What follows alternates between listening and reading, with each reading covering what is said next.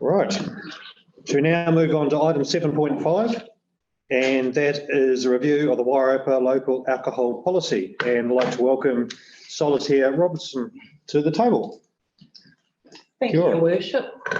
Councillors, the report that's been provided to you is fairly comprehensive and does set out the process for the review of the LAP. I have some just additional comments I'd like to make in regards to some meetings that I've been to. The timeframe as presented in the report will end up potentially being pushed back further. The rationale for this pushing back further is trying to get some data out of the New Zealand Police at the moment, given that they had quite a significant COVID response, hasn't been as forthcoming as what it would have been had they not been quite busy. So we have had to put in an OIA request to the police, and what we've asked for is statistics from 2016 to 2021 in relation to alcohol and police incidents, family violence, drunk driving and underage drinking. And we also have asked that they be broken down into the districts, because this is a Wairarapa-wide policy. But if any changes were to be made to that policy, we need to have some really good data to back up making an amendment, given that to go through an amended LAP is an 11-step process, and the time it took to get it through last time was quite significant. So we're waiting on that data, and we've also had a meeting with a representative from Wairarapa District Health Board and Hutt Valley, just to get their input into the process. And again, they have undertaken that we should get some feedback from the Medical Officer of Health, Dr. Stephen Palmer, in the next couple of weeks. So once we receive that, we will look at convening the policy working group, of course, subject to the decision made by the elected members on this paper, in June, just to work through the process and give them some of the feedback. We also had to be very careful about the fact that we will be going into that election period and decision making. However, the policy working group doesn't have any decision making ability. It can only look at recommendations.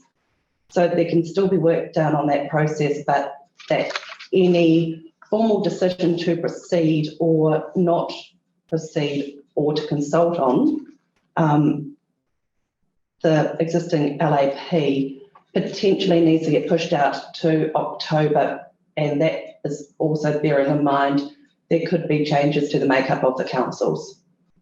So they were the only comments I had in addition to the report that Dave nicely prepared for you all. Thank you, Solitaire. That's a great briefing on the report. So, questions? Rebecca. Yeah, I just had one question. You've kind of answered my other one around the timing and the elections. My other question was around the delegation of the Wairarapa Policy Working Group and whether or not we have the delegation to be able to hear submissions through that special consultative procedure. Do we need a different committee for that? No, if I'm recalling back last time, how it worked was that the Wairarapa Policy Working Group heard the submissions, then each council then had to accept the recommendations that came from that committee. So they're a committee that recommends, but they don't have delegation to sign off the policy. It has to be signed off by every individual council. Similar to this paper that's come to you right now, the process to undertake the review also has to be signed off by all three councils. Okay, but just to clarify, the working group, well, the policy group is not a committee of council, it's just a working group.